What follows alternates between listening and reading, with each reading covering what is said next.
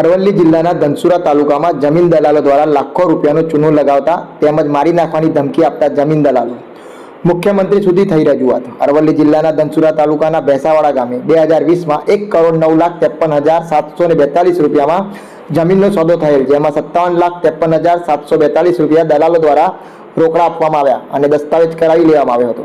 ત્યારબાદ બાકી નીકળતી રકમ અંદાજિત 52 લાખ રૂપિયા ઘરે જઈને આપીશું તેવા જણાવવામાં આવે તો મળતા અભણ ખેડૂત દ્વારા આત્મહત્યા કરવાની કોશિશ કરવામાં આવેલી, જે સમાચાર માધ્યમોમાં પણ છપાયું હતું। ન્યાય ન મળતા ન્યાયની માગણી સાથે 3 મહિના પહેલા જ મૃત્યુ પામ્યા હતા। તેમના પુત્રો દ્વારા દલાલો પાસે બાકી નીકળતી રકમ માટેની માગણી કરતા તેમને જાનથી મારી નાખવાની ધમકી મળી હતી। તે સંદર્ભે અરવલ્લી જિલ્લા એસપી, માનવ અધિકાર પંચ, ગૃહમંત્રી, ગાંધીનગર આઈજી અને જિલ્લા કલેક્ટર સુધી રજૂઆત કરવામાં આવી છે। તેમજ મુખ્યમંત્રીને પણ જનસંપર્ક દ્વારા જાણ કરેલ હોય। 2020થી 2025 એટલે કે આજે 4 વર્ષથી ન્યાય માટે ભટકતા યુવાનને નઠોર અને નગોર તંત્ર ન્યાય મળશે કે કેમ તે જોવું રહ્યું। અજય ભાટિયા સાથે ભાટિયા 15 ન્યૂઝ, અરવલ્લી। ત્યારે લગભગ આજે 2020માં સોદો થયેલ છે। આ દલાલોએ અમારી સાથે જમીન વેચાવી, ગ્રાહક પણ એ લાયા દલાલો નારાયણભાઈ સાહેબભાઈ રબારી, અબ્બાસમિયા પેરામિયા કલાલ રોજ સવારે આવીને ઉઠીને આવી જતા અને કહેતા હતા કે તમારી જમીન વેચો, બીજી જમીન અપાવો, તમારી જમીન વેચો, બીજી જમીન અપાવો, એમ કહેતા હતા રોજે પપ્પાને આવીને સવારે। આજ સુધીમાં સાહેબે 2020માં એમને સોદો કરાવીને ગ્રાહક પણ એ લાવેલા હતા જમીનનો। તે ગ્રાહકની સાથે એમને સોદો કરાવ્યો તો અમારી જમીનનો, પપ્પાને કીધું કે આ જમીન વેચો, બીજી જમીન અપાવો, એમ કહેતા હતા રોજ આવે। અને પછી અનિલભાઈ શંકરભાઈ પટેલ છે ધનસુરા, એમને જમીનનો સોદો કરાવ્યો અને એમના જોડે વેચાવી અને એમને પણ રાખેલી છે જમીન। અને કેટલામાં વેચી હતી જમીન? જમીન વેચી 1,09,53,742માં આપી છે। એમાં અમને અડધી રકમ મળેલી છે, 52 લાખ રૂપિયા નારાયણભાઈ સાહેબભાઈ રબારીના ઘરે મૂકેલા છે। હજુ સુધી પણ કેટલી રકમ મળી? અમને 57,53,742 મળેલી છે। એમાં અમને 52 લાખ મળેલા નથી। ત્યારબાદ અમે એમને નારાયણભાઈ સાહેબભાઈ રબારીના ઘરે લેવા જઈએ છીએ 52 લાખ રૂપિયા, તો આપતા નથી। અમને એમ કહે છે કે જાઓ તમારે જે કરવું કરી લો, તમને રકમ આની મળે।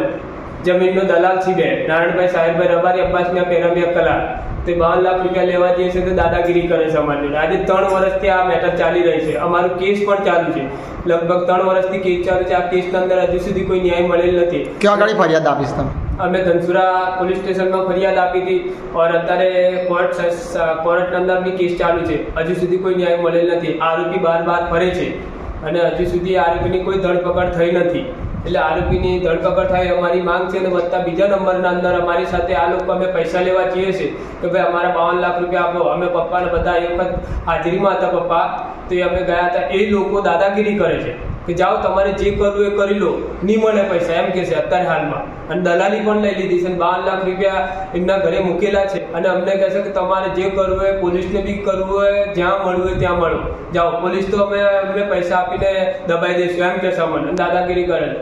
અને અત્યારે હાલમાં અમે પોલીસમાં અમે લગભગ મુખ્યમંત્રી સાહેબશ્રીને બી અમે અરજી આપી છે અને બીજા નંબર મેં કલેક્ટર સાહેબને બી અરજી આપી છે।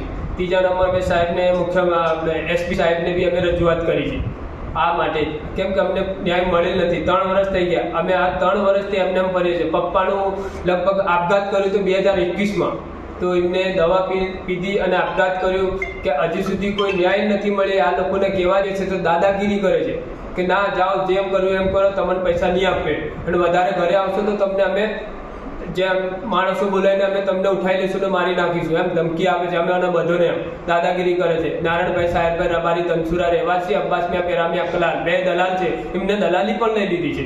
આજ સુધી અમને કોઈ ન્યાય મળેલ નથી। ધનસુરાના અંદર સેશન્સ કોર્ટના અંદર કેસ ચાલુ છે, હજુ સુધી કેસનો અમને કોઈ ન્યાય મળેલ નથી। આજથી લગભગ 3 વર્ષ સુધીમાં અત્યાર સુધીમાં અમને ન્યાય નથી મળે। એટલા માટે અમે આ રજૂઆત કરી, અત્યાર સુધી અમે ફરીએ છીએ, હજુ સુધી કોઈ ન્યાય, આરોપીની ધરપકડ થઈ નથી, બાર જ ફરે છે।